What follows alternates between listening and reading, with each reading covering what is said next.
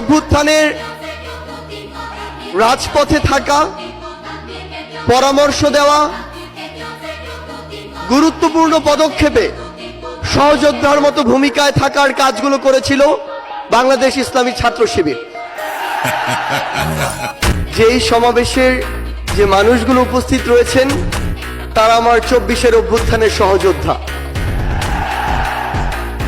আমরা এই 24-এর অভ্যুত্থানের শুরু থেকেই, যখন এমন অনেকেই রয়েছে, অনেক ব্যক্তি, অনেক গোষ্ঠী যাদের সাথে আমরা বিভিন্ন প্রয়োজনে যোগাযোগ করতে চেয়েও বা করেও যোগাযোগ করে উঠতে পারিনি, কিন্তু আজকে আমার সামনে আমার যারা সহযোদ্ধারা রয়েছেন তাদেরকে আমরা প্রত্যক্ষ এবং পরোক্ষভাবে পেয়েছি।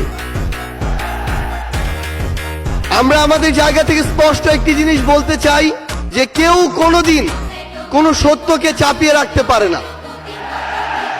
সত্য প্রকাশিত হওয়ার সময়ের শুধু অপেক্ষা।